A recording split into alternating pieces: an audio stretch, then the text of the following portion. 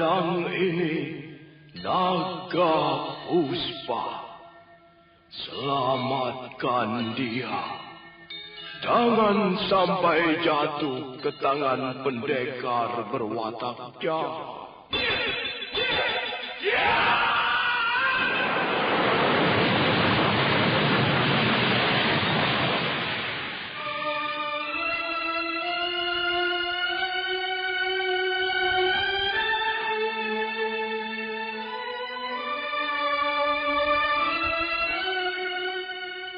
Tutur Tinula.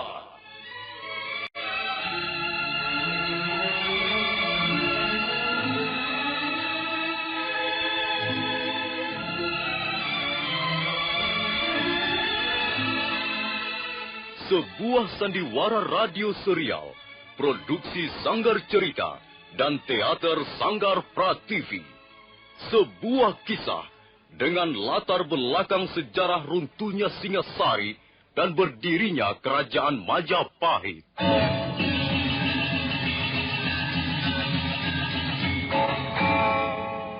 Sandiwara ini didukung oleh pemain-pemain radio yang sudah ternama. Ferry Fadli, Ivone Rose, dan Eli Ermawati.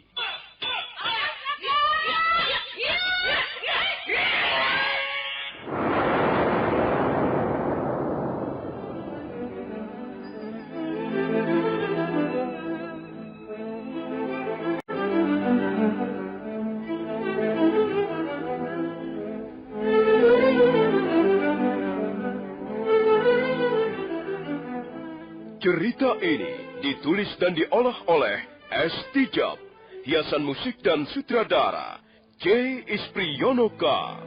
Kali ini mengetengahkan episode ke-9 dengan judul Badai Mengamuk di Atas Kediri.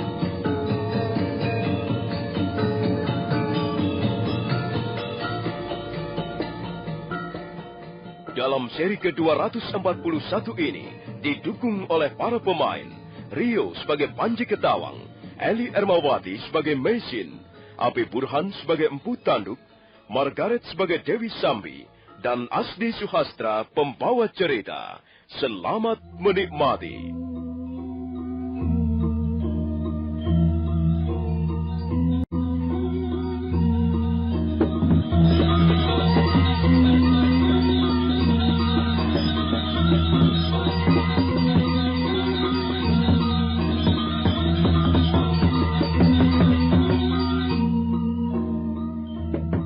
Dewi Sambi dan 40 orang prajurit Kediri terus merayap ke atas tebing, ke arah gubuk di mana Mesin tinggal bersama Ayu Wandira dan Panji Ketawang. Empu Tanduk, kepala desa Kumeper, bertindak sebagai penunjuk jalan. Dari jauh nampak cahaya pelita dari dalam gubuk timbul tenggelam di balik kabut. Sementara cahaya obor yang digenggam oleh prajurit-prajurit Kediri bergerak bagaikan kunang-kunang terbang malam.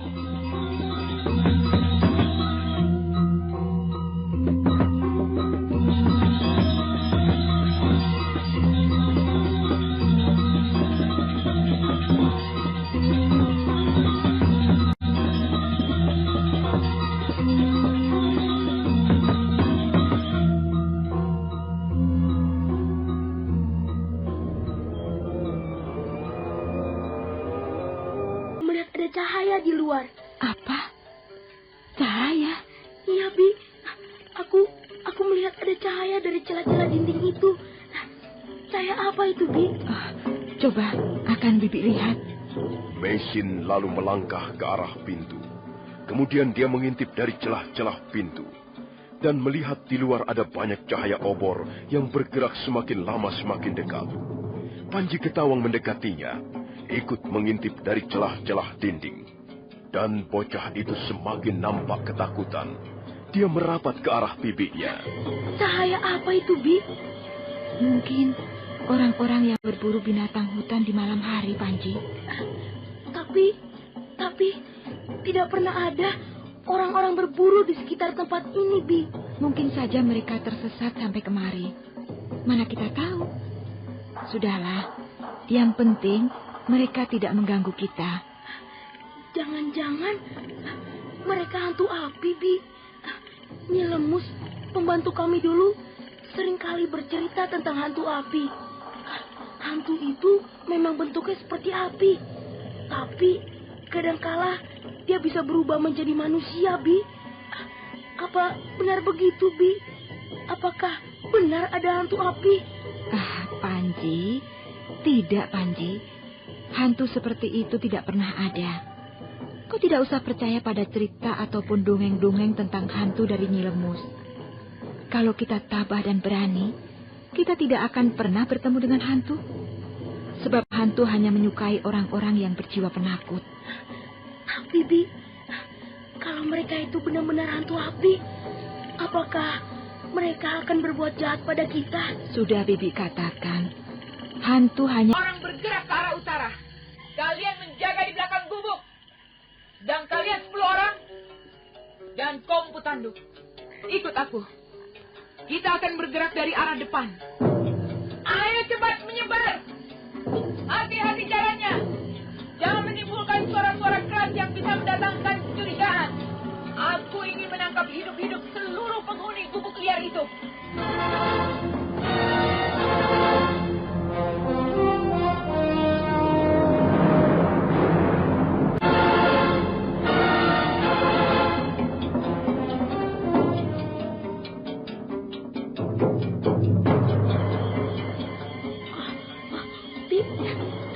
Saya banyak melihat cahaya merah mengelilingi rumah kita, Bi.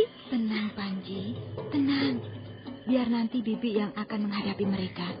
Kalau kau belum bisa tidur, kau duduk saja di atas pembaringan adikmu. Mereka itu pasti orang-orang jahat. Kalau mereka orang-orang jahat dan bermaksud jahat pada kita, maka kita harus berani melawan mereka.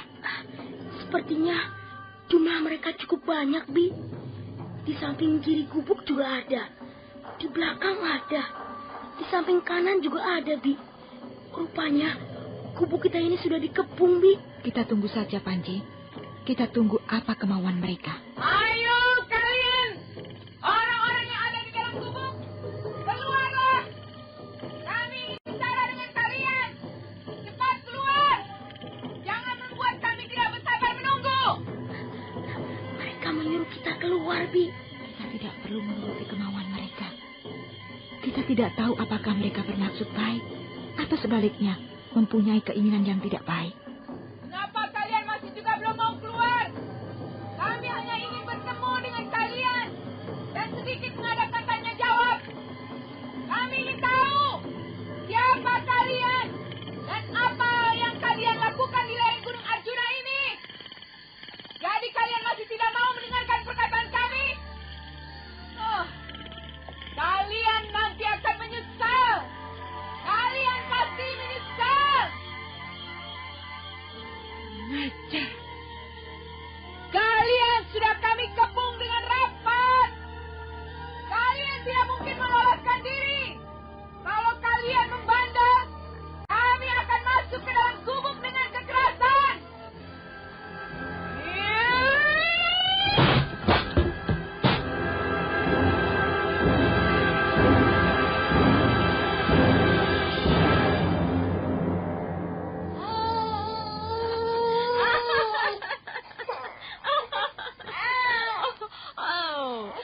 Kau memang hebat. Kau benar-benar ulet. Kau orang asing yang ulet dan hebat. Rupanya kita adalah musuh bebuyutan. Aku sama sekali tidak menduga bahwa akhirnya kita akan bertemu di tempat ini. Kau sudah melihat sendiri keadaanku, Dewi Sambi. Aku baru saja melahirkan. Bayi merah ini belum ada 40 hari menghirup udara di permukaan bumi. Mana penghuni gubuk yang lainnya? Hah? Tak ada penghuni gubuk yang lain. Kami hanya tinggal bertiga di tempat ini. Tak ada yang lain lagi.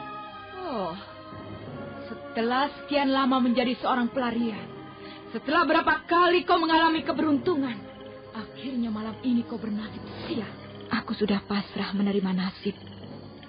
Aku tidak akan melarikan diri. Bagus.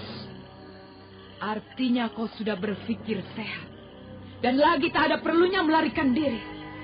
Gubuk ini sudah dikepung rapat. Sekarang ini, Kau sudah menjadi seorang ibu. Kau pasti bisa bertindak lebih bijak. Kau pasti bisa mengambil keputusan yang tepat. Aku tahu, Dewi Sambi. Aku tahu kalian datang untuk menangkapku. Sampai saat ini pemerintah Kediri masih menjadikanmu sebagai buron. Buronan seumur hidup. Sampai kapanpun kau akan dikejar dan diburu. Karena memang begitulah nasib seorang buron. Kukira lebih baik kau menyerahkan diri saja. Tidak, Dewi Sambi. Aku tidak akan menyerah. Tak ada perlunya kau melawan. Tapi aku tidak ingin ditangkap seperti seekor kambing liar. Aku harus melawan. Aku harus tetap setia pada keyakinanku. Itu terserah. Tapi ingat nasib anakmu yang masih bayi. Dan juga nasib bocah kecil ini. Dewi Sambi, kumohon kau jangan mengganggu mereka. Kalau memang pemerintah Kediri tetap menganggapku bersalah dan ingin menangkapku, jangan libatkan mereka. Biarlah aku sendiri yang bertanggung jawab. Mereka tidak salah apa-apa. Kalau begitu, mengapa kau tidak menyerah saja? Dewi Sambi, kita adalah sama-sama wanita pendekar. Kumohon kau masih tetap menghargai jiwa seorang pendekar. Kalau aku menyerah begitu saja, sama halnya aku dengan bunuh diri. Jadi apa yang kau inginkan? Kau bisa melihat sendiri keadaanku sekarang. Kalau kau benar-benar mempunyai jiwa pendekar, kau pasti tidak akan memanfaatkan keuntungan-keuntungan ini. Berilah aku kesempatan untuk membela diri. Janganlah kau memojokkan aku. Ya, lalu apa yang kau inginkan? Cup sayang. Tidak, Nak, tidak. Ini Ibu. Ibu tidak kemana-mana kok. Mas Panji juga ada di sini. Tidak, Nak, tidak. Cup ya sayang ya, cup. Aduh. Kaget ya? Ayo kaget ya? Lihat, Bi. Pahanya digigit nyamuk sampai bentol. Aduh, kasihan. Nyamuknya nakal ya, Ayu ya? Nyamuknya nakal sekali. Cup sayang, cup. Cup ya. Dewi Sambi, kumohon dengan sangat, berilah aku kesempatan untuk menidurkan anakku. Percayalah bahwa aku tidak akan melarikan diri. Lagi pula aku sudah terlalu lelah menjadi buron pemerintah Kediri. Tunggulah aku di luar sana. Biarkan aku menidurkan anakku dulu. Aku kau suruh menunggu di luar. Dan setelah itu, aku akan bertarung denganmu. Aku tahu bahwa aku tidak mungkin mengalahkanmu, Dewi Sambi. Tapi aku pun tidak bisa menyerah begitu saja. Hanya kumohon, setelah kau bisa merobohkan aku, janganlah kau mengganggu mereka. Jadi, kau ingin bertarung dengan Dewi Sambi? Bagus. Baiklah, aku akan tunggu di luar. Tapi awas, jangan coba-coba mengecoh kami. Begitu kami tahu bahwa kau telah berbuat curang, kalian semuanya akan mampus. Percayalah padaku, Dewi Sambi. Aku tidak akan berbuat curang ataupun licik. Tunggulah di luar.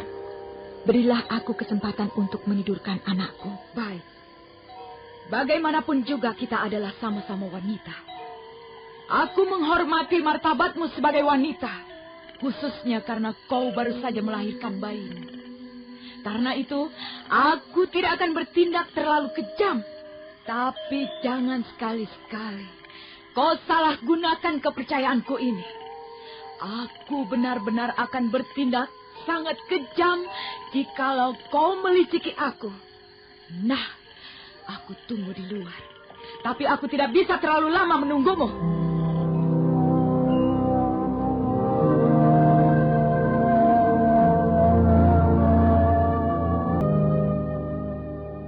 Dewi Sambi segera melompat ke halaman. Prajurit-prajurit Kediri masih berjaga-jaga dengan senjatanya masing-masing. Mereka mengepung gubuk dari segala penjuru. Sementara itu Maisin berusaha menidurkan Aiwandira. Bayi merah itu nampak tenang dalam dekapan ibunya sambil menyusu. Maisin merasa sedih sekali memandangi wajah anaknya. Beberapa kali dia menciumi pipi Aiwandira sambil meneteskan air mata. Cup ya sayang ya. Cup. Jangan nangis lagi ya Ayu ya. Cup. Cepat besar ya nak ya. Mudah-mudahan saja Sang Yang Widi selalu melindungimu, Ayu. Oh, Yang Maha Kuasa, lindungilah anak-anak kecil yang tidak berdosa. Aku pasrahkan apa yang akan terjadi seperti kehendakmu. Tak berbunga-bunga. Setelah itu Meisin menyanggul rambutnya. Dan sebentar kemudian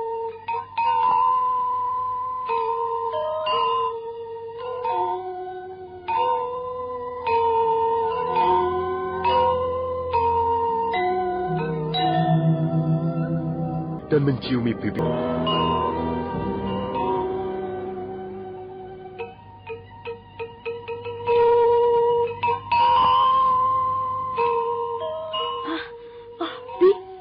Bibi mengenakan pakaian apa itu? Memang kenapa, Panji? Pakaian yang Bibi kenakan seperti pakaian seorang laki-laki. Pakaian dari negeri mana itu, Bi? Pakaian dari negeri Bibi. Dari negeri yang jauh, Panji. Di negeri Bibi sana, jauh di seberang lautan sana, jika seorang wanita ingin bertempur dengan musuhnya, untuk bertarung dengan wanita itu tadi, Bi? Iya, Panji. Bibi akan keluar untuk bertarung dengan Dewi Sambi. Perempuan itu kelihatannya kejam sekali, Bi. Apakah Bibi bisa mengalahkannya? Bibi tidak yakin. Apakah Bibi akan bisa mengalahkannya? Tapi Bibi harus bertarung dengannya. Hati-hati, Bi. Perempuan itu tadi seperti setan. Dia pasti galak dan bengis. Kalau Bibi bisa dikalahkan, Bibi bisa juga dibunuh olehnya. Hati-hati, Bi. Iya, Panji. Bibi akan... Takut Ayu Wandira menjadi terbangun. Ayu, maafkan Ibu ya, nak ya. Ibu terpaksa melakukannya. Ibu melakukannya untuk menebus dosa-dosa Ibu di masa lalu. Maafkan Ibu, Muna. Kalau Ibu pergi nanti, Ayu tidak boleh menangis ya. Ayu akan ditemani Mas Panji. Mudah-mudahan saja Ibu akan selamat. Dan kita masih akan bisa bersama-sama lagi. Tapi kalau misalnya Ibu mengalami sesuatu yang membuat kita terpaksa berpisah, Ibu akan selalu berdoa untukmu, nak. Ibu akan selalu memohon kepada Yang Maha Kuasa agar Ayu dan Mas Panji selalu dilindungi olehnya. Tidurlah, nak. Tidurlah dengan tenang di sini. Hei! Mengapa lama sekali? Ayo cepat keluar! Aku sudah tidak sabar lagi menunggu. Awas kalau kau berani mempermainkan aku. Ayo keluar! Nah, Panji. Ya, Bi. Kau temani adikmu ya. Bibi.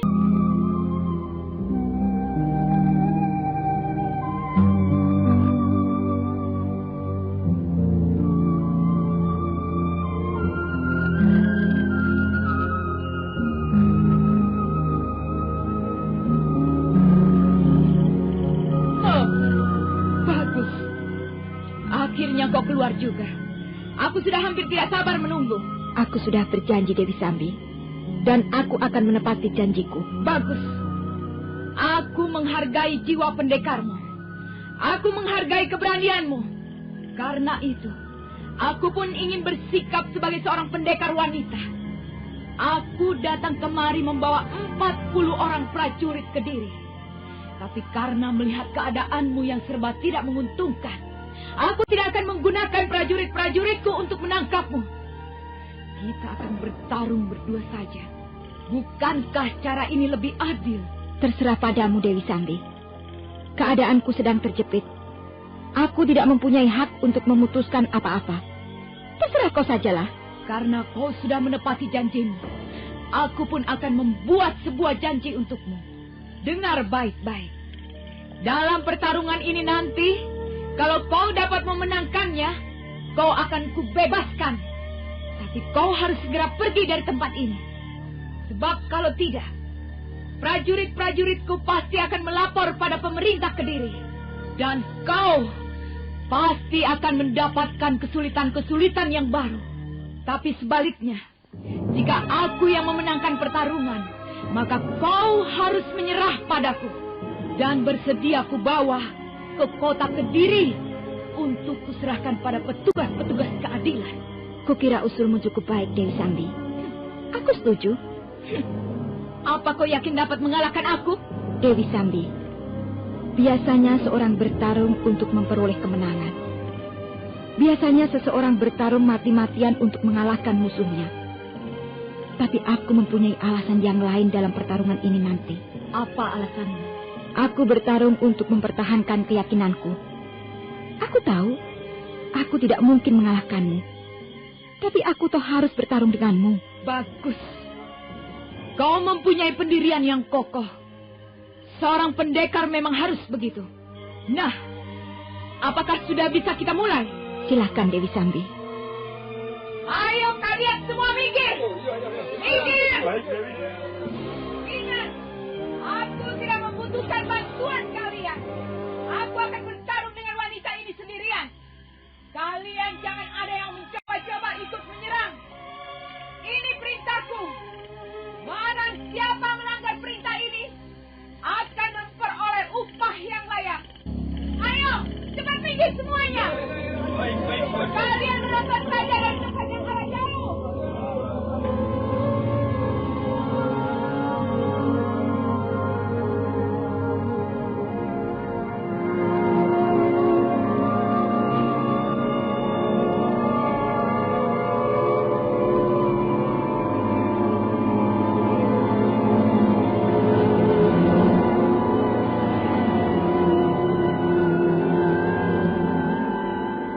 Prajurit-prajurit Kediri segera bergerak menjauh.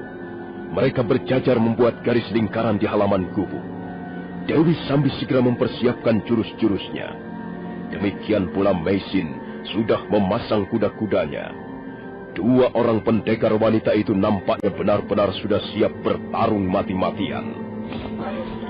Nah, bersiaplah. Aku sudah siap, Dewi Sambi.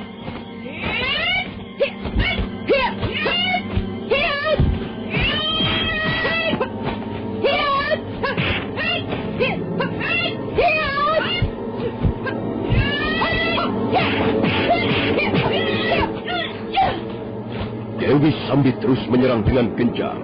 Meisin melayaninya dengan semangat membaca. Walaupun dia tahu kemampuan Dewi Sambi jauh di atasnya, tapi dia tak ingin menyerah begitu saja. Dia melompat ke kiri ataupun ke kanan, dan sekali waktu menangkis serangan Dewi Sambi yang datang silih berganti. 10 jurus segera berlalu, dan Dewi Sambi masih terus memburu dengan jurus-jurusnya yang semakin berbahaya. Bagus. Bagus sekali. Kau ternyata mampu bergerak dengan cukup lincah. Ilmu kanuragan yang kau miliki ternyata tidak bisa kupandang dengan enteng. Ilmu pukulanmu sangat berbahaya, Dewi Sambi. Kalau tidak berhati-hati, sudah tentu aku tidak akan mampu bertahan lebih dari 10 jurus. Kau tidak perlu merendah seperti itu. Tapi juga jangan lantas menjadi sombong. Pertarungan baru saja kita mulai.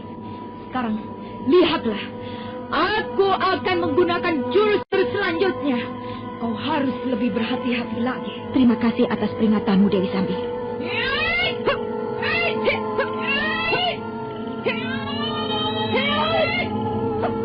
Meisin dapat merasakan serangan-serangan Dewi Sambi jauh lebih berbahaya. Dan Dewi Sambi sudah mulai menggunakan jurus-jurus yang berhubungan dengan Aji Tapak Wisa. Aji itulah yang dulu telah menyebabkan Arya Kamandanu terluka parah. Barangkali Aji Tapak Wisa itu sudah membunuh ratusan orang pendekar. Aji itu memang benar-benar sangat ganas. Pukulan beratnya sangat mematikan.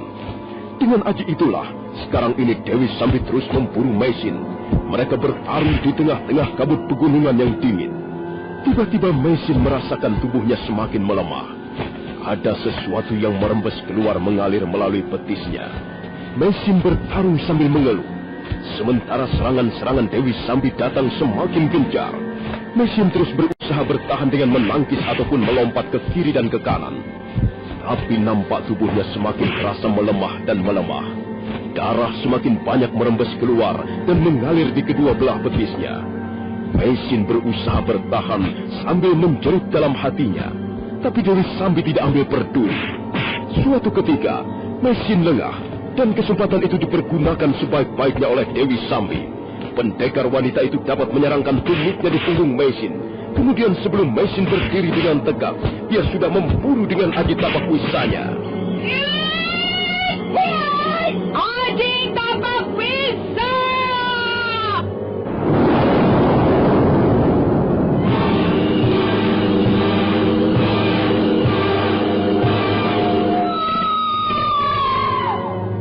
Tahan! Tidak perlu dikejar!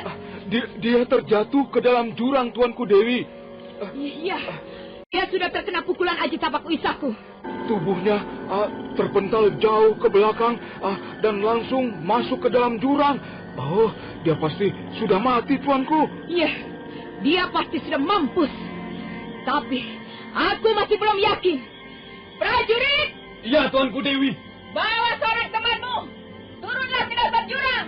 Periksa, apakah wanita itu masih hidup atau sudah mati? Tapi jalannya memutar, Tuanku Dewi. Jurangnya pun cukup dalam. Cepat kerjakan perintahku. Aku tunggu di sini. Baik, Tuanku Dewi. Awas ibu. Si Panji.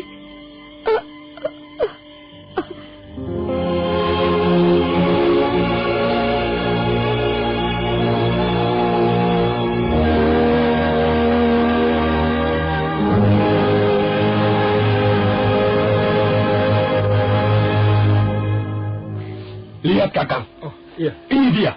Wanita itu terjatuh dari tempat yang cukup tinggi. Iya. Lihat, dia terbaring di sini. Apakah dia sudah mati? Kukira dia tidak mungkin hidup lagi. Lihat saja, dia sudah tidak bergerak-gerak lagi. Iya. Kau periksa dulu. Kalau benar-benar sudah mati, kita tinggalkan saja. Dan kita laporkan pada Tuanku Dewi Sambi. Benar. Mari kita periksa dia. Iya. Dia sudah mati. Lihat saja. Ulu hatinya sampai hangus begini. Luar biasa pukulan aji tapak wisa milik Dewi Sambi itu ya. Tubuh wanita ini sampai terpental ke belakang. Sudahlah. Salah dia sendiri. Iya. Apa berani melawan Dewi Sambi? Kalau dia mau menyerah dengan baik-baik, dia pasti tidak kena pukulan aji tapak wisa. Iya. Dewi. Dan tampaknya wanita itu sudah mati. Benar-benar sudah mati. Sudah kalian periksa dengan baik. Ulu hatinya sampai hangus, Tuanku Dewi. Dia sudah tidak bergerak-gerak lagi. Dia benar-benar sudah mati. Kalau begitu, bagus. Berarti pemerintah Kediri tidak usah direpotkan lagi dengan adanya 2 orang pelarian asing. Lalu, bagaimana dengan 2 bocah kecil yang ada di dalam gubuk itu, Tuanku Dewi? Kita bawa saja mereka. Aku mempunyai pikiran lain. Kita bisa membuat 2 anak itu menjadi sandera. Kita akan membuat pengumuman. Barang siapa yang merasa bertanggung jawab terhadap diri 2 anak itu, boleh datang ke Jasun Wungkal untuk mengambilnya. Nah, prajurit. Iya, Tuanku. Ayo, bawa anak itu keluar. Baik, Tuanku Dewi.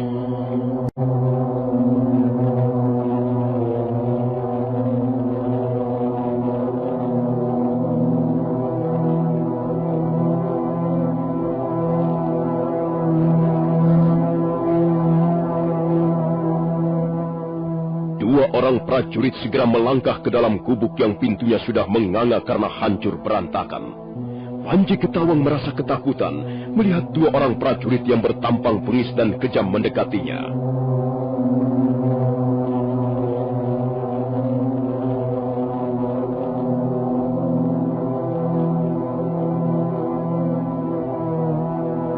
Dapatkan update seri-seri terbarunya yang pastinya makin seru. Selamat mendengarkan.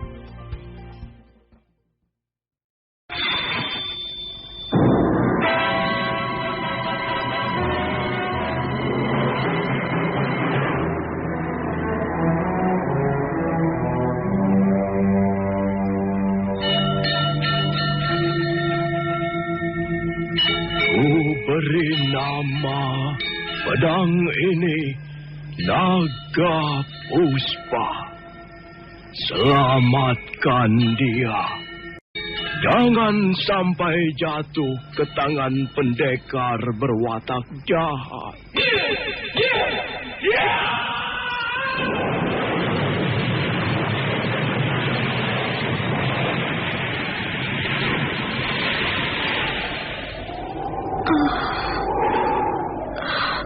Kakang Kamandanu,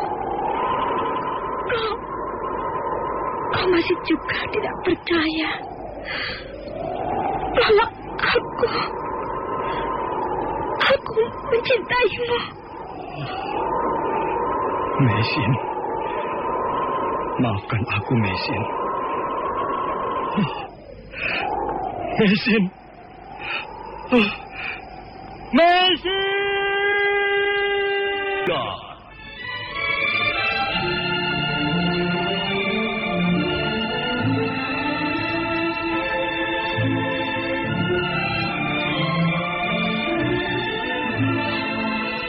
Sebuah sandiwara radio serial, produksi Sanggar Cerita dan teater Sanggar Prativi. Sebuah kisah dengan latar belakang sejarah runtuhnya Singasari dan berdirinya Kerajaan Majapahit.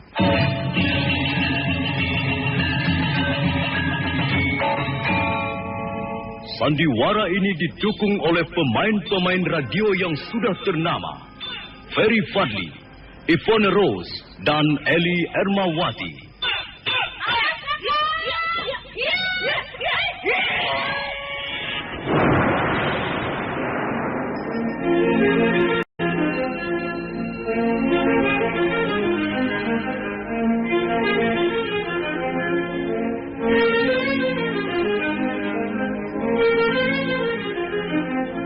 Cerita ini ditulis dan diolah oleh S. Tijab, hiasan musik dan sutradara J. Ispriyonoka. Kali ini mengetengahkan episode ke-9 dengan judul Badai Mengamuk di Atas Kediri.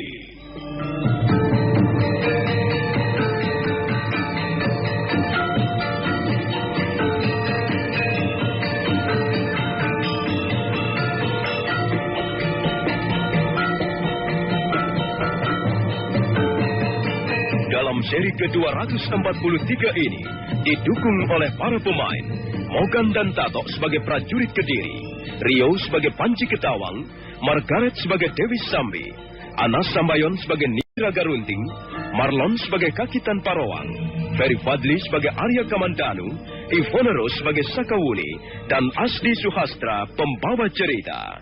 Selamat menikmati.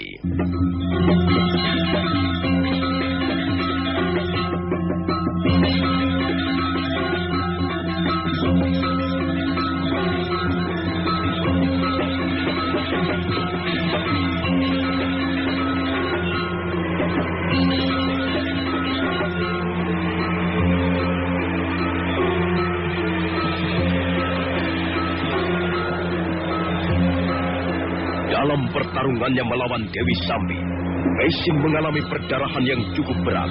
Tubuhnya menjadi lemah, dan dia tidak bisa memusatkan perhatiannya pada pertarungan.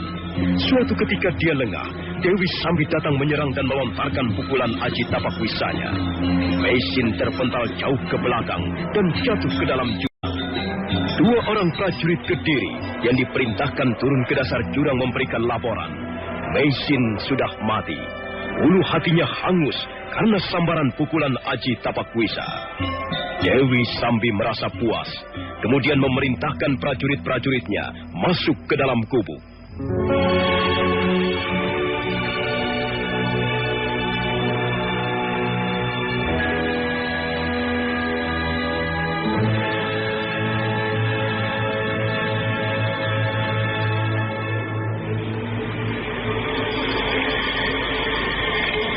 Bocah kecil, ayo ikut kami. Apa yang kau lakukan di sini, ha? Tidak, aku mau di sini saja. Kau jangan bandel, nak. Nanti kau kami seret keluar. Tidak, aku di sini saja. Aku disuruh menunggu adik kecil. Siapa yang menyuruhmu menunggu? Bibi Meisin.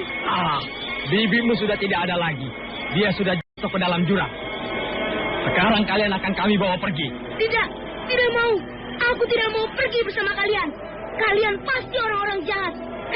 Jangan ganggu adikku. Jangan. Oh, bayi ini masih merah, Kakang. Dia masih terlalu kecil. Dia juga harus kita bawa keluar.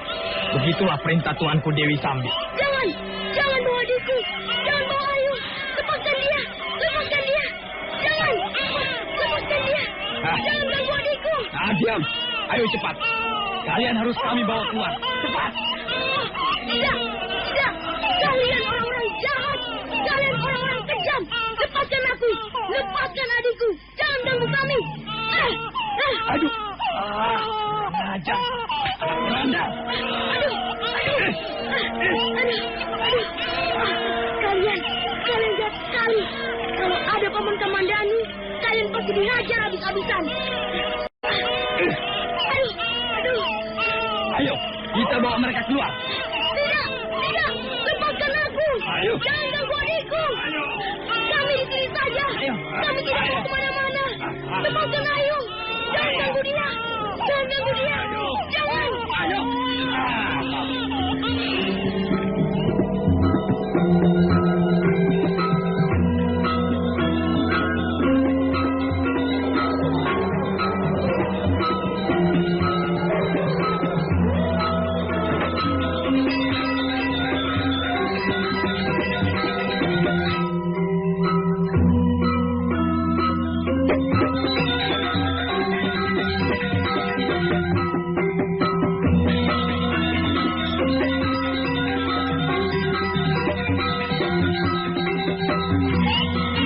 Mereka Tuanku Dewi. Hanya ada 2 orang anak kecil. Yang satu masih bayi merah. Apa kalian tidak menemukan orang yang lain lagi? Tidak ada Tuanku Dewi.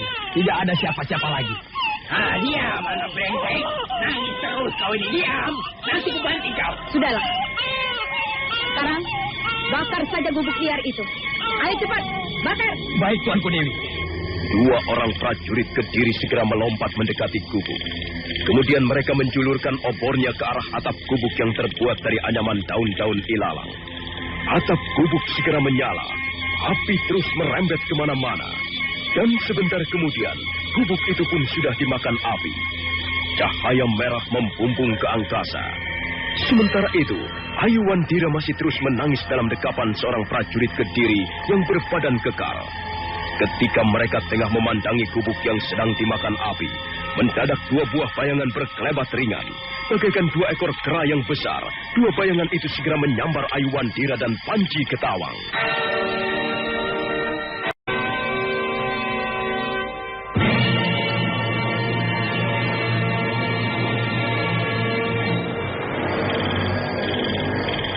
Ajar!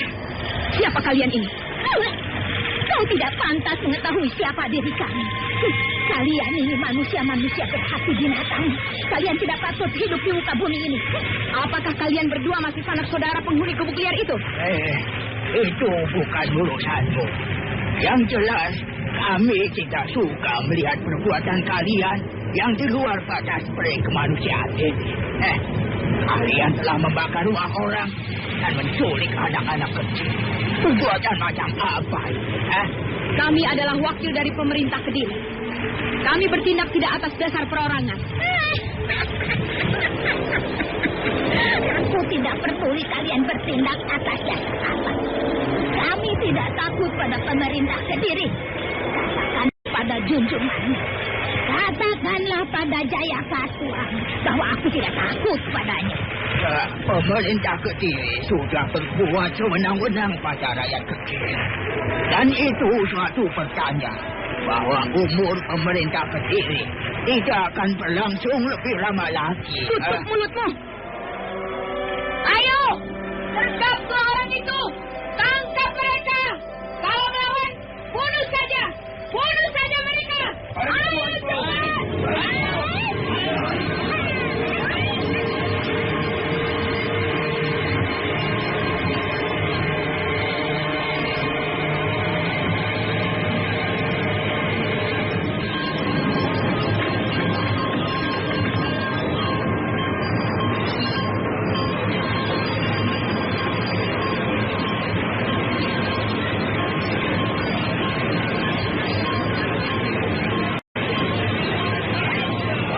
Dua bayangan itu yang ternyata adalah Nini Raga Runting dan Cakitan Parowang segera berkelit ke kiri ataupun ke kanan untuk menghindari serangan-serangan prajurit-prajurit Kediri.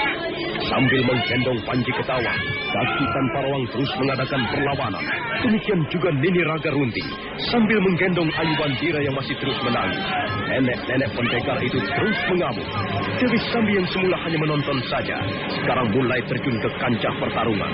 Dengan ajian pukulan tapak wisanya, dia terus memburu Nini Raga Runting.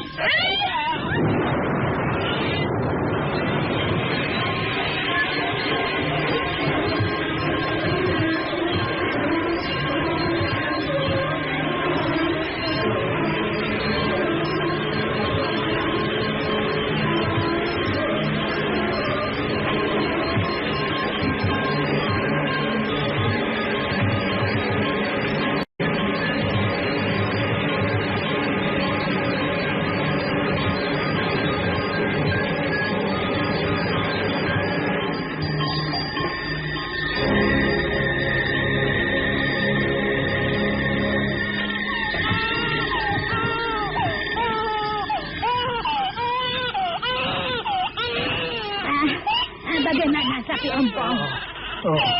Bagaimana apanya, Kabin Peot? Jelas keadaan kita tidak menguntungkan. Kalau terus mengadakan perlawanan, kita sudah konyol. Iya, keadaan kita memang tidak menguntungkan. Jumlah mereka banyak sekali. Dan lagi perempuan setan itu mempunyai pukulan maut. Wah, kalau tidak berkelit ke kiri dan ke kanan, pukulannya bisa menyambar mukaku. Iya, dan lagi kita harus bertarung dengan menggendong dua anak kecil ini.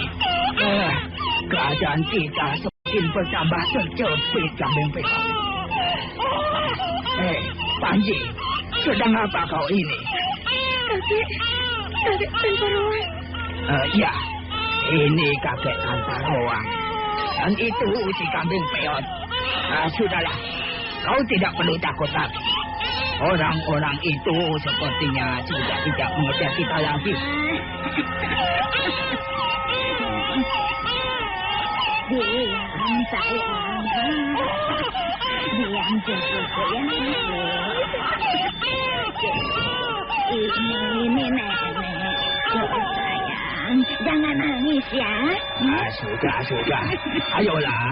Kita tidak bisa berlama-lama di tempat ini. Lebih baik kita segera pulang saja, Kambing Peot. Pulang kemana, Sapi Ompong? Kemana lagi? Kau kan punya rumah. Nah, bawalah Ayu Wandira ke rumahmu. Dan Panji Ketawang, biar ikut aku ke Landung Lanang. Iya, begitu juga bagus. Namanya pembagian yang adil. Nah, biarlah Ayu Wandira ikut bersamaku. Nah, ayo Panji Ketawang. Ada apa kau nak? Ada apa? Saya sedih sekali, Kakitan Parowang. Saya juga takut. Sudahlah, kau tidak perlu sedih, juga tidak perlu takut. Tapi Bibi Maisin di mana, Kek? Aku juga tidak tahu di mana bibimu. Kita tidak mempunyai waktu untuk mencarinya. Orang-orang itu tadi sangat kejam. Kita harus menjauhi mereka.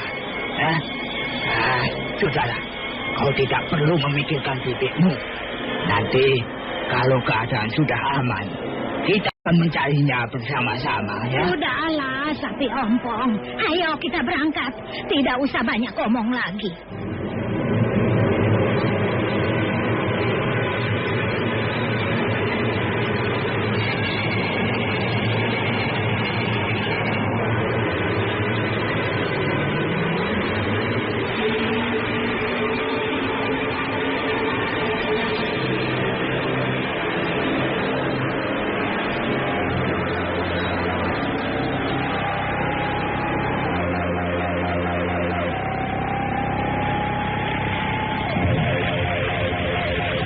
Mereka berhasil kabur, Tuanku Dewi. Mereka berhasil membawa kabur dua anak kecil itu, Tuanku Dewi. Kalian ini prajurit-prajurit apa? Jumlah kita lebih banyak. Tapi menangkap dua orang tua bangka saja tidak becus. Sudah. ini. Lalu bagaimana dengan mayat wanita yang di bawah sana itu, Tuanku Dewi? Apakah tidak sebaiknya kita ambil saja untuk barang bukti? Apa maksudmu? Ya, barangkali Tuanku Dewi ingin membuktikan pada pemerintah Kediri bahwa wanita pelarian itu sudah berhasil diamankan. Tidak perlu. Yang penting, kita sudah berhasil menyingkirkannya. Itu sudah cukup. Ayo kita berangkat. Dan kau Empu Tanduk, bawalah obor. Dan kau berjalan paling depan.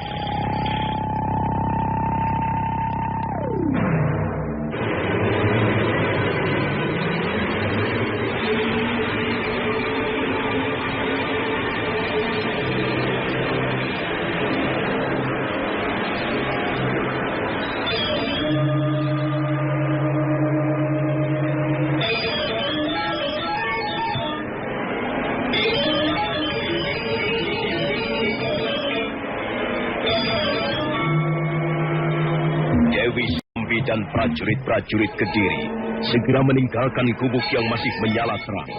Mereka merayap turun melalui tebing-tebing di sekitar lereng Arjuna. Tak lama kemudian, mereka pun tiba di tempat meninggalkan kudanya. Dewi Sambi segera naik ke atas punggung kuda, diikuti yang lain-lainnya. Selanjutnya mereka pun berkuda meninggalkan lereng Gunung Arjuna malam itu juga.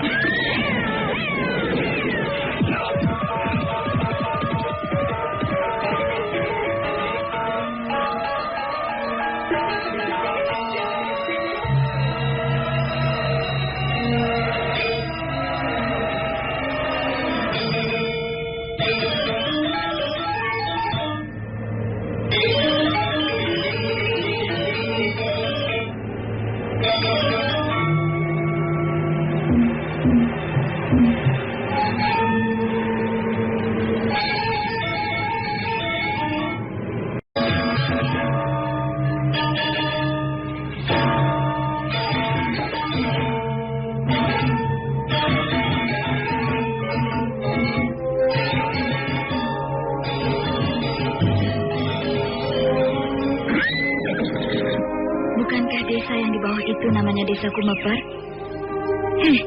Kamandano? Apa Sakauni? Kerjamu melamun terus. Apa lagi yang kau pikirkan? Sebentar lagi kau akan bertemu dengan istrimu, anakmu, dan keponakanmu. Seharusnya kau merasa gembira. Kau tadi bertanya apa, Sakauni?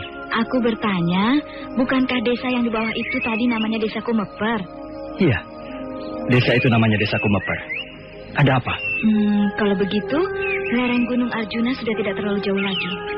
Iya, tapi walaupun tidak terlalu jauh, perjalanannya sangat sukar. Kau tidak perlu mengajari aku, Kamandanu. Aku jauh lebih tahu tentang lereng Gunung Arjuna dibanding siapapun juga. Iya, benar Sakawuni. Bahkan kaulah yang membawaku ke lereng Gunung Arjuna ketika aku dikejar-kejar Empu Bajil dan kawan-kawannya beberapa waktu yang lalu. Tentu saja kau jauh lebih mengenal tentang lereng Gunung Arjuna daripada aku. Dengar, Kamandanu. Aku mendengar derap orang-orang berkuda menuju kemari. Ayo, kita bersembunyi di balik semak belukar itu. Cepat, Sakawuni.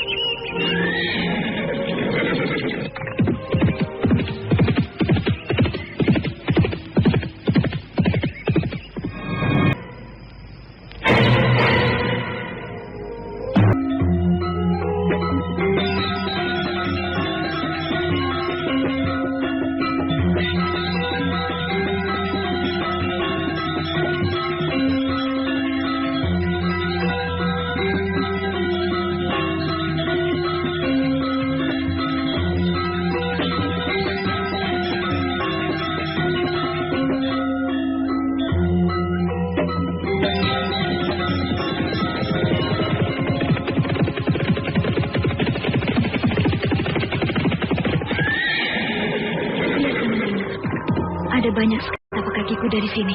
Iya, mereka tentu meninggalkan kuda-kuda mereka di tempat ini. Dan selanjutnya mereka naik dengan jalan kaki. Lihat, ada beberapa buah obor dilemparkan ke semak belukar. Kalau begitu mereka datang ke lereng Gunung Arjuna sudah sejak semalam tadi. Apa saja yang telah mereka lakukan di atas sana? Dewi Sambi adalah seorang pendekar wanita yang cukup tangguh dan berilmu tinggi. Aji tapak pisahnya sungguh-sungguh luar biasa. Tapi dia juga seorang pendekar wanita yang sangat kejam. Iya, di samping kejam, dia juga menaruh dendam pada kita. Sudah beberapa kali kita sempat bertarung dengan wanita iblis itu, dan kemudian berhasil meloloskan diri. Aku tidak bisa membayangkan kalau dia sampai bisa menemukan gubukku. Dia pasti akan menganiaya Mesin. Oh, lihat Kamandano, lihat ke sana. Ikuti arah telunjuk ini. Itu, di balik pohon-pohon yang besar itu. Oh, bukankah ada asap tebal mengepul muncul dari daun-daunan pohon itu? Iya tidak, Kamandano? Iya, aku melihatnya, Sekawuni. Celaka. Jangan-jangan mereka telah membakar gubukku. Ayo cepat, Sekawuni. Kita harus segera sampai di lereng sana. Cepat, Sekawuni.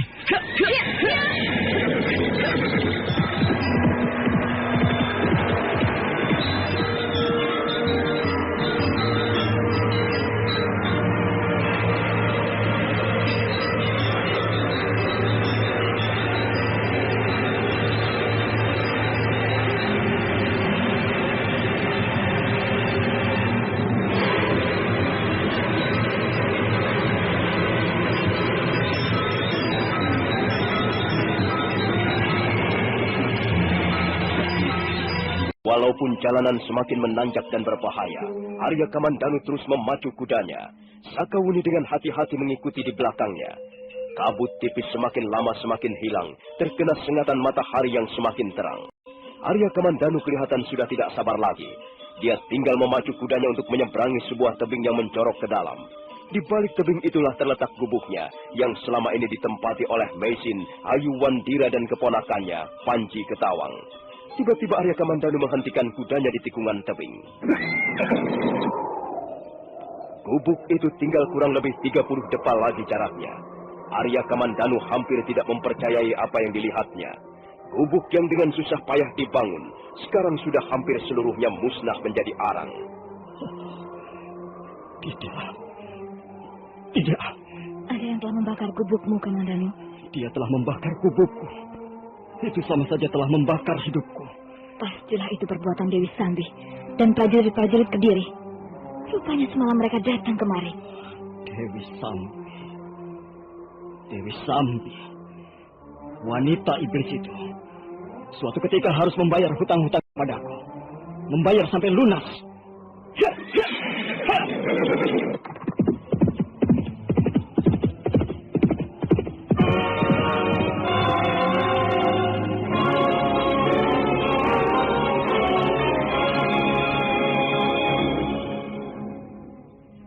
Iblis betina, aku akan membuat perhitungan denganmu kelak.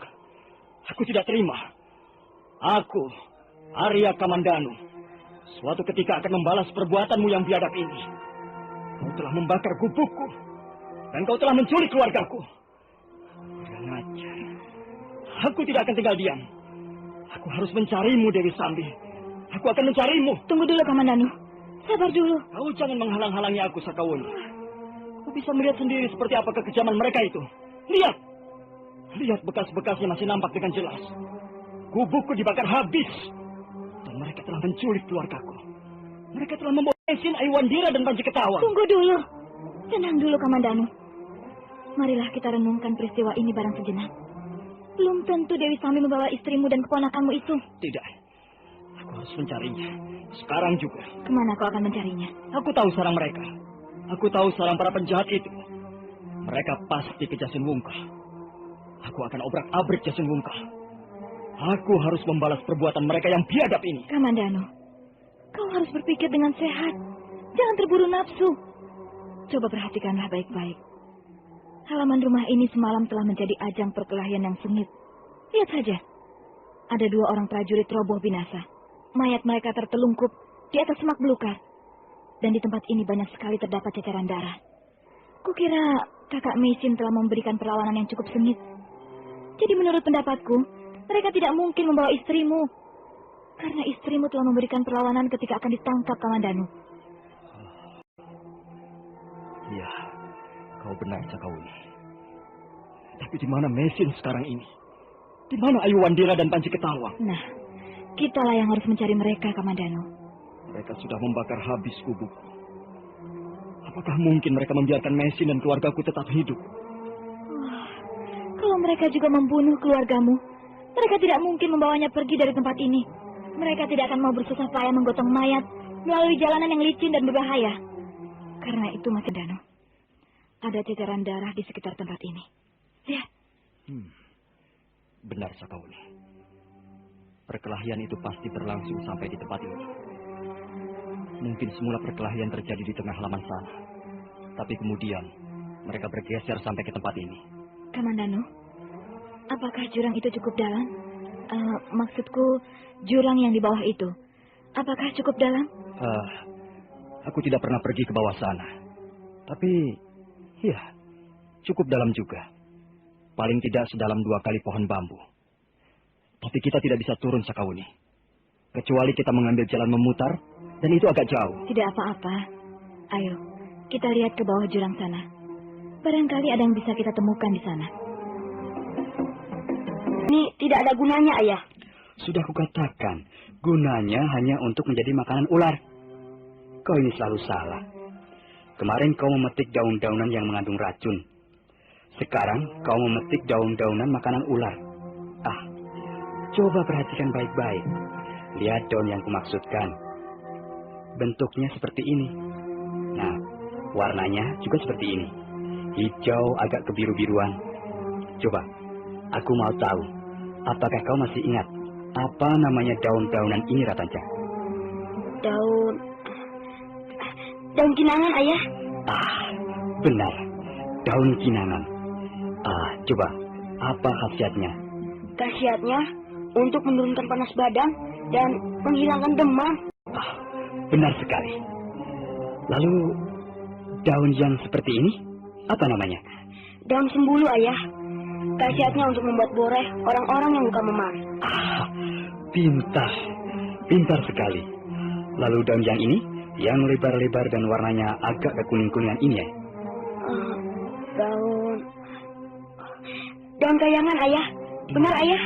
Ya, benar sekali. Daun ini namanya memang daun kayangan.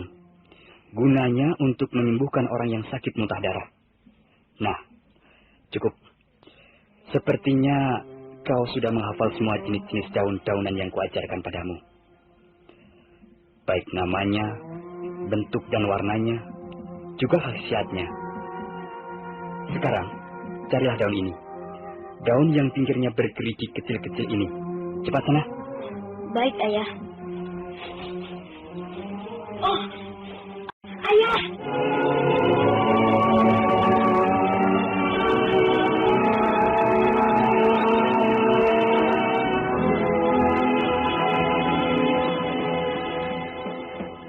Ada apa, Ratanca? Ada apa? Mengapa kau menjerit?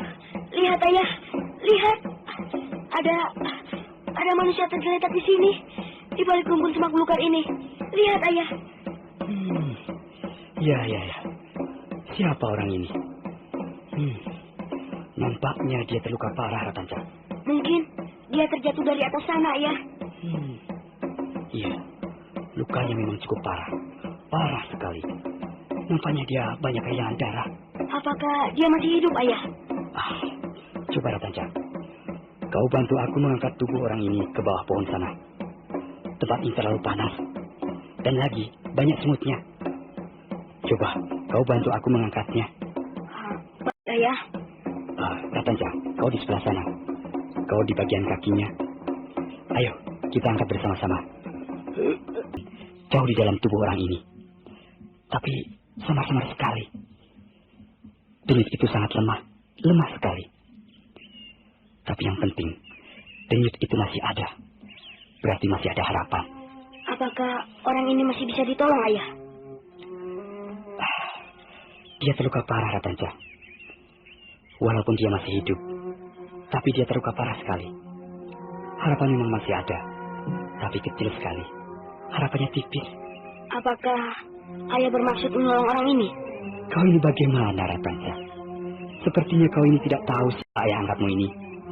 Wong Yin adalah seorang ahli obat-obatan. Hampir seluruh orang-orang di pantai Pasuruan kenal siapa ayah angkatmu ini. Memang, pekerjaanku adalah menolong sesama hidup. Tentu saja, aku bermaksud menolong orang ini, Ratanca. Tapi, kita lihat saja bagaimana nanti. Lihat, Ayah. Ada orang berlari dari ke arah sini. Lihat, Ayah. Ya. Ayo, kita bersembunyi, Rataja. Dia pasti sedang mencari orang yang terluka parah ini. Kalau dia menemui kita di sini, bisa terjadi kesalahpahaman. Kita bisa dituduh sebagai orang yang telah membuat dia terluka parah. Ayo cepat, Rataja. Ayo, kita bersembunyi. Baik, Ayah.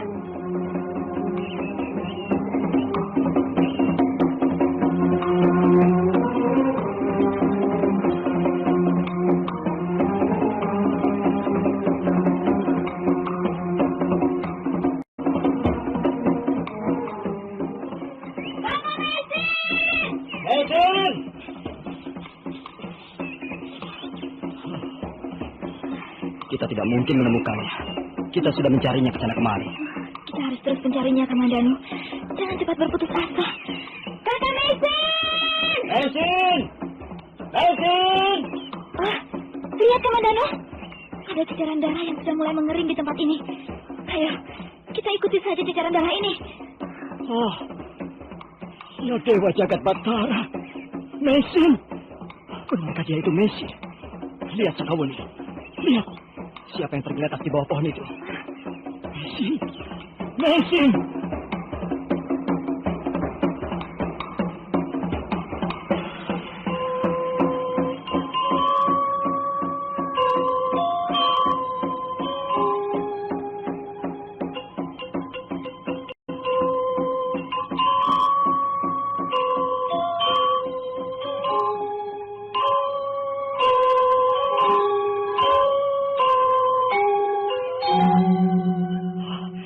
Mesin! Mesin! Sudahlah, Kamandanu. Istrimu ini terluka parah. Rupanya dia terkena pukulan Aji Tapak Wisa. Ulu hatinya sampai hangus. Wanita iblis itu suatu ketika akan mendapatkan balasan. Aku akan membuat perhitungan dengannya. Mesin. Mesin. Dengarlah aku, Mesin. Ini aku, Arya Kamandanu, suamimu. Kau tidak mendengar aku, Mesin? Lihat. Lihat Sakawuni. Dia sadar kembali. Dia sadar kembali. Tenang, Kamandanu. Tenanglah. Biarkan dia sadar sepenuhnya.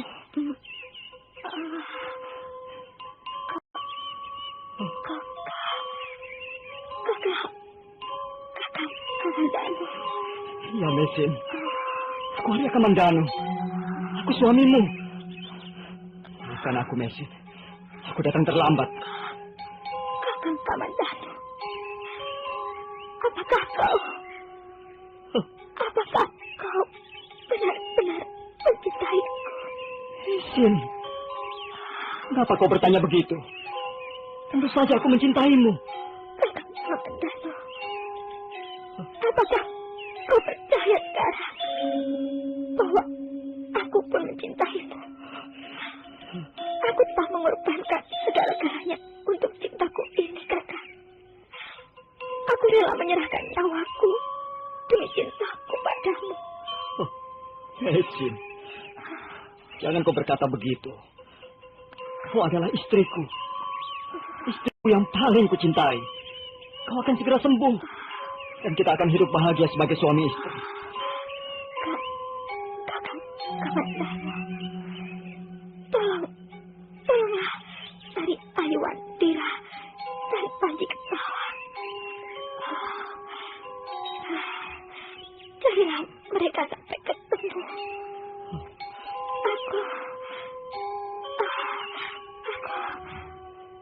Aku sudah tidak kuat lagi.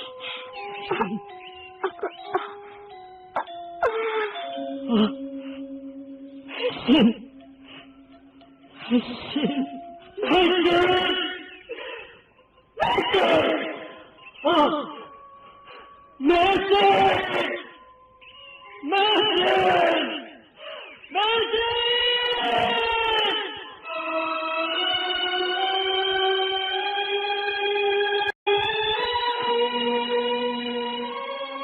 Arya Kamandanu bagaikan orang kesetanan. Dia terus mendekap tubuh Mesin. Dia mendekap tubuh istrinya sambil terus menjerit-jerit sekencang-kencangnya. Kemudian dia bergulung-gulung seperti anak kecil. Sakawuni tidak bisa berbuat apa-apa. hatinya ikut terbawa oleh suasana kesedihan yang mencekam.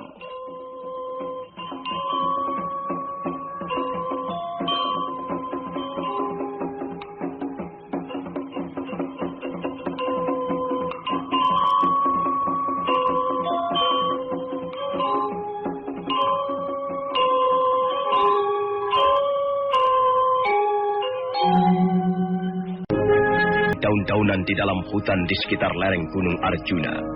Yang seorang berusia agak lanjut, tubuhnya sedikit kurus, tapi nampaknya cukup sehat. Sedang yang seorang lagi adalah bocah kecil yang bertubuh gemuk dan lucu. Mata bocah itu bundar dan berkilat-kilat, memancarkan hasrat hidup yang lugu. Sesaat mereka menghentikan pekerjaannya, ketika tiba-tiba si bocah menemukan tubuh seorang wanita yang tergeletak di dalam semak belukar. Ketika mereka tengah memeriksa wanita itu, mendadak terdengar suara orang memanggil-manggil. Mereka pun segera bersembunyi, dan muncullah Sakawuni yang kemudian diikuti Arya Kamandanu. Sudah beberapa saat lamanya, mereka mencari-cari Maisin.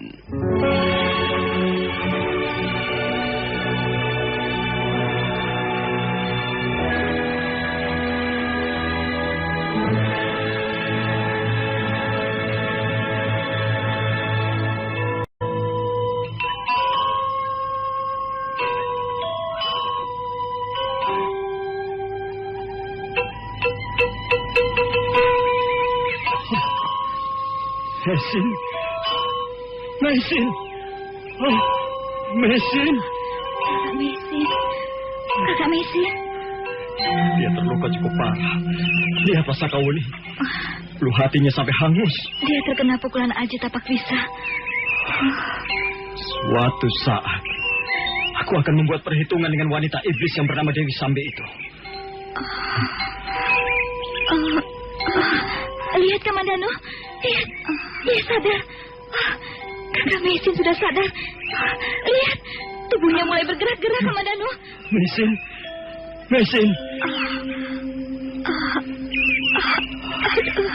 Maisin, ini aku, suamimu. Aku Arya Kamandanu. Kakak Kamandanu. Iya, akulah Arya Kamandanu. Maafkan aku, Maisin. Aku datang terlambat. Kau adik Wuni.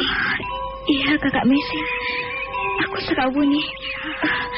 Ayo, Kamandanu. Kita harus segera menolong Kakak Maisin. Ayo, kita bawa naik ke atas. Tidak usah, adik Wuni.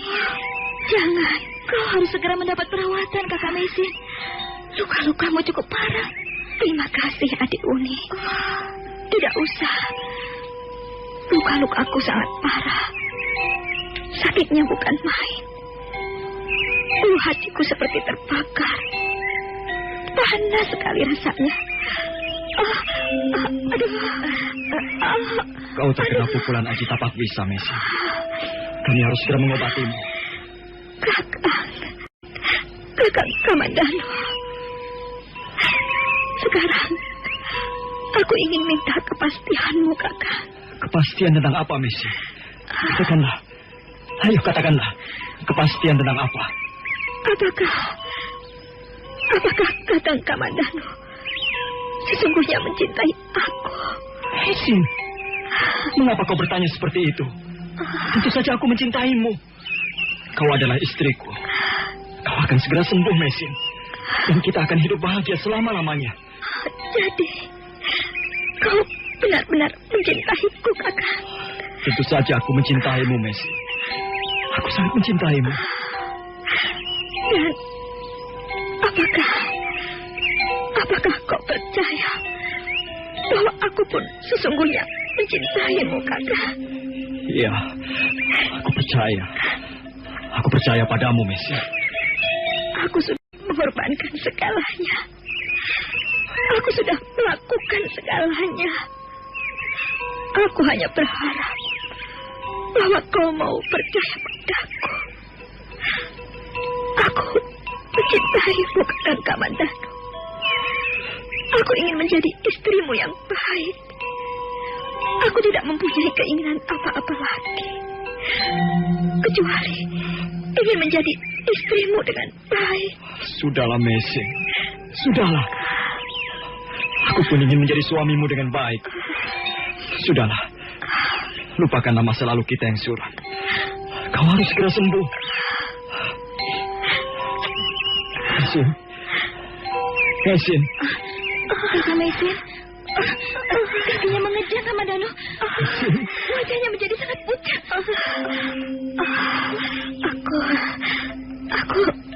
Aku sudah tidak kuat lagi, Kakak. Kau harus kuat, Mesin. Kau harus tabah. Jangan putus asa. Kau harus berusaha untuk sembuh. Kakak Kamandanu. Aku titipkan Ayu Wandira dan Panji Ketawa. Carilah mereka. Aku tidak tahu di mana mereka sekarang. Carilah sampai ketemu, Kakak. Dan setelah ketemu, rawatlah mereka. Kasihan mereka. Anak-anak kecil yang malang. Kau tidak usah khawatir, Kakak Mesin. Kami akan mencari mereka sampai ketemu.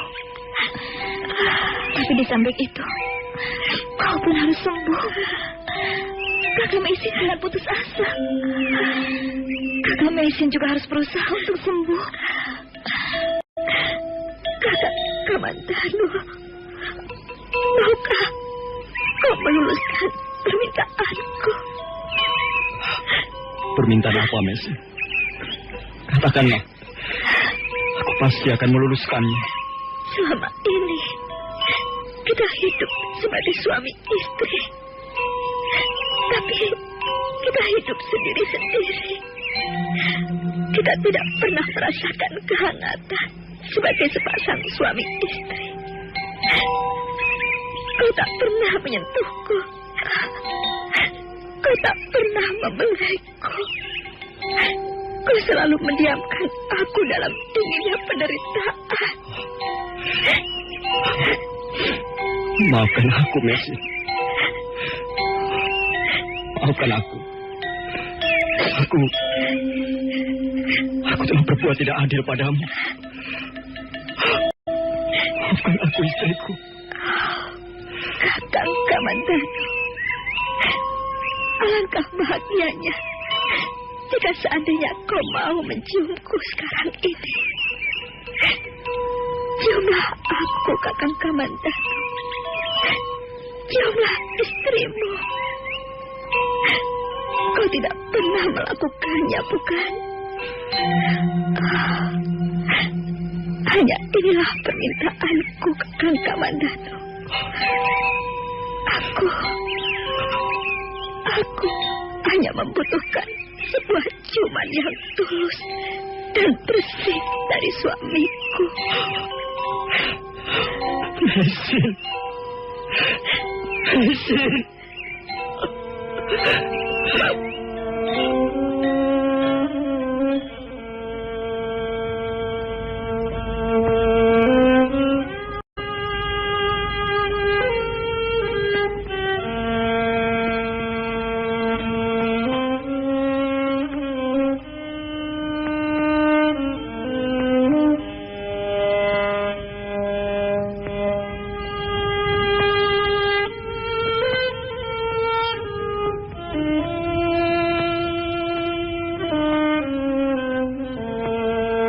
Arya Kamandanu tidak menunggu lebih lama lagi. Sambil menangis terseduh-seduh, dia segera mendekap tubuh Mesin. Dia mendekap dengan erat sekali. Kemudian dia mencium mulut Mesin yang berlumuran dengan darah. Dia mencilati darah itu hingga bersih. Dan dia juga membersihkan darah yang meleleh di sekitar hidungnya dengan lidahnya. Dia sama sekali tidak merasa jijik. Dia justru merasa bangga dan bahagia bisa membersihkan darah di wajah Mesin dengan mulutnya. Dia membelai rambut wanita Mongolia itu dengan penuh kasih sayang. Dia selama ini merasa telah menelantarkan Mesin. Dan sekarang dia ingin menebus kesalahannya itu. Dia ingin mencurahkan seluruh kasih sayang dan perasaan cintanya kepada istrinya yang selama ini telah disia-siakannya dan telah dibuat sakit hatinya. Tapi mendadak Arya Kamandanu berhenti mencium. Sambil mencengkram kedua belah pundak Mesin, dia menatap wajah istrinya yang semakin nampak pucat. Arya Kamandanu menjadi cemas ketika melihat napas Mesin tersengal-sengal. Mesin. Mesin. Oh. Mesin. Mesin. Oh. Mesin. Mesin. Mesin. Mesin.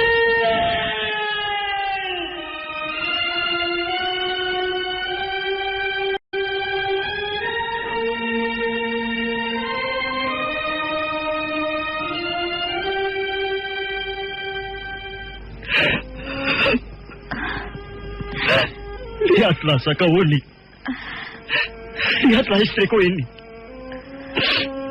Dia sudah meninggalkan kita. Apakah benar-benar dia sudah meninggalkan kita, Kamandan? Lihatlah. Dia sudah tidak bergerak-gerak lagi. Napasnya sudah tidak berdesah lagi. Dia sudah meninggalkan kita, Sakawuni.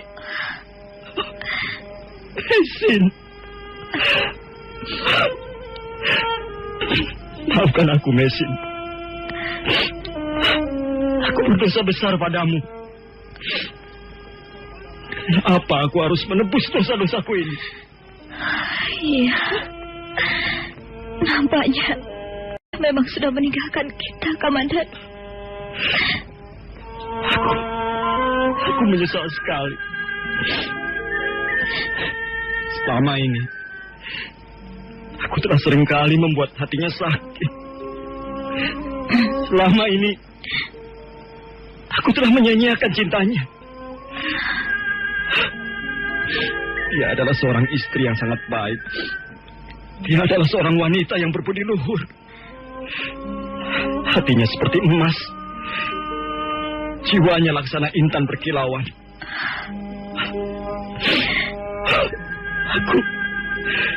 Aku benar-benar merasa tidak berharga. Aku menjadi kotor. Kotor sekali. Kamandanu. Tapi aku masih belum yakin benar bahwa istrimu sudah meninggal. Ada beberapa bagian tubuhnya yang masih hangat. Tapi lihatlah, Wuni. Kakinya sudah menjadi kaku. Kaku dan dingin. Dan sudah tidak ada lagi nafasnya. Denyut nadinya juga sudah tidak ada. Bukankah itu berarti dia sudah meninggal? Bukankah dia sudah meninggal? Sudah meninggal, Sakawuni. Sudah. Kalau memang istrimu sudah meninggal, kau harus menerima kenyataan pahit ini.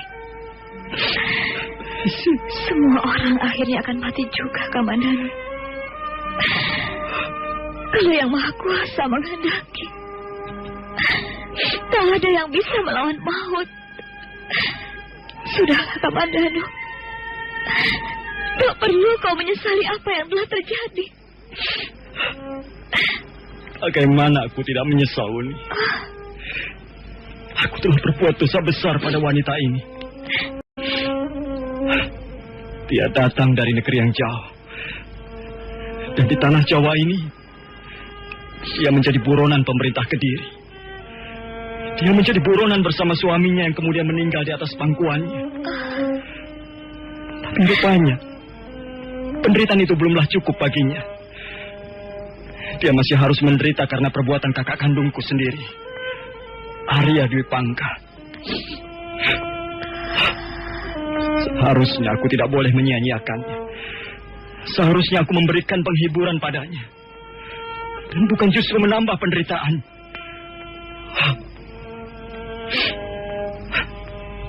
Maafkan aku, Mesin. Maafkan aku, suamimu yang kejam ini. Kamandanu, kau tidak bisa terus-menerus meratapi kematian istrimu. Apa yang bisa kita lakukan sekarang, Wuni? Sebaiknya kita angkat istrimu dan kita bawa ke atas sana. Kita baringkan dia dalam kubuknya. Tapi kubukku sudah habis terbakar. Tapi kita tidak bisa terus-menerus berada di tempat ini, Kamandanu. Kita harus segera membawa istrimu ke atas. Baiklah. Aku akan menganyam daun ilalang untuk atap. Dan aku akan membuat sebuah balai bambu untuk membaringkan istriku. Mari Sakawuni. Mari kita angkat dia.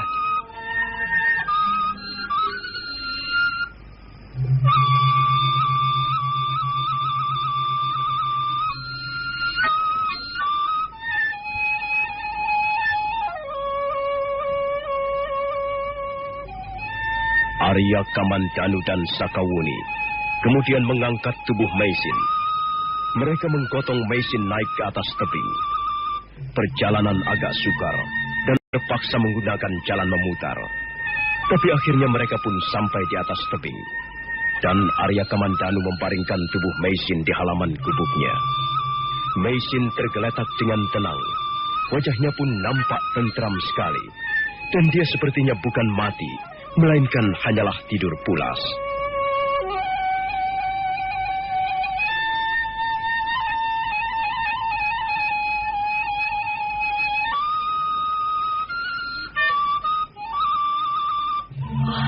Mereka membawanya pergi, Ayah. Mungkin mereka itu saudara-saudaranya. Kau lihat laki-laki yang menangis itu tadi, Ratanja? Iya, aku melihatnya, Ayah. Yang membawa pedang besar di pinggangnya itu kan?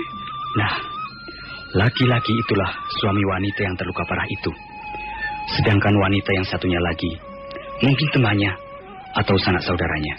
Apakah wanita yang terluka parah itu benar-benar sudah mati, Ayah? Entahlah, Ratanja. Aku tidak tahu pasti. Mungkin juga dia sudah mati, atau mungkin juga belum. Kadangkala seseorang yang mengalami pingsan berat nampaknya seperti orang yang sudah mati, tapi sebenarnya dia masih hidup. Kalau dia masih hidup, Ayah harus menolongnya. Kasihan wanita yang malang itu, Ayah. Benar, Ratanja. Kita harus menolongnya. Tapi kita harus mencari cara untuk menolongnya. Kita temui saja mereka itu, Ayah. Tidak bisa. Nanti akan terjadi salah paham, Ratanja. Nanti dikira kita yang telah melukai wanita itu. Sebaiknya kita menggunakan cara lain, Ratanja. Kita tidak bisa terang-terangan menolong wanita yang terluka parah itu.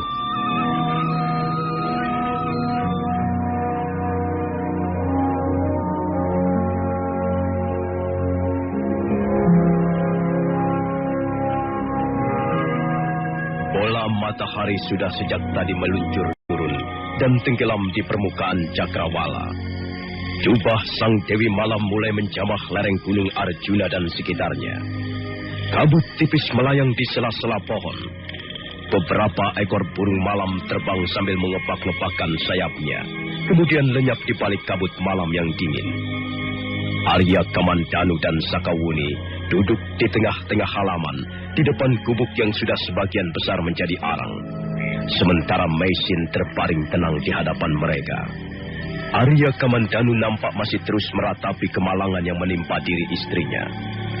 Sakawuni sudah berhenti menghibur Arya Kamandanu. Sejak siang tadi tak henti-hentinya dia berusaha menyadarkan laki-laki yang pernah merebut hatinya itu. Kamandanu, kita tunggu saja sampai besok pagi. Kita tunggu sampai besok pagi. Dan setelah itu, apa yang akan kita lakukan, Sakawuni? Kita hanya ingin memperoleh kepastian. Apakah istrimu sudah benar-benar meninggal? Kalau memang dia benar-benar sudah meninggal, ya, kita harus menguburkannya. Hesi. Aku akan pergi sebentar, Kamandanu. Aku akan mencari kayu-kayu kering untuk membuat perapian. Aku di sini saja, Sakawuni. Iya. Aku tidak bisa meninggalkan istriku tidur seorang diri. Iya, memang sebaiknya kau di sini menunggu kakak Meisin. Apakah kau masih menyimpan batu api? Iya, aku masih menyimpan beberapa potong. Kalau begitu aku pergi dulu, Kamandanu. Kau tidak usah pergi terlalu jauh, Buni. Di belakang gubuk ini banyak sekali ranting-ranting kering. Kau bisa mendapatkannya dengan mudah. Sakawuni tidak menjawab. Dia langsung melompat dan sebentar kemudian tubuhnya sudah lenyap di telan kabut. Sementara Arya Kamandanu duduk diam sambil terus-menerus memandang wajah istrinya yang pucat pasi. Hesi. Melihat wajahmu cantik sekali malam ini. Kau memang seorang wanita yang cantik. Cantik luar dan dalam. Aku menyesal karena selama ini telah menyia-nyiakan kecantikanmu, Mesis. Aku menemukan sebuah batu permata yang sangat berharga. Tapi aku telah mencampakkannya begitu saja. Aku adalah laki-laki yang paling bodoh di dunia ini. Aku bodoh dan bernasib sial. Arya Kamandanu. Mau apa sekarang kau ini? Menyesali nasib? Mengutuk diri sendiri? Maki-maki diri sendiri? Apapun yang kau lakukan sekarang ini, istrimu tidak mungkin bangun kembali.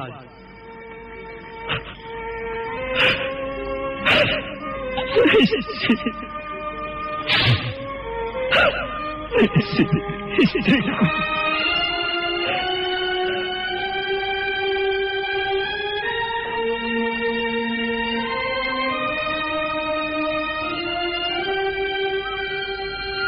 Kembali Arya Kamandanu menangis terseduh-seduh meratapi kemalangan yang menimpa diri istrinya dan hidupnya. Air matanya mengucur dengan deras. Selama hidupnya, baru 2 kali dia menangis seperti itu. Pertama kali ketika melihat jasad ibunya dimasukkan ke dalam kuburnya. Dan kedua ialah sekarang ini, saat menyaksikan istrinya terbaring dalam keadaan tenang di hadapannya.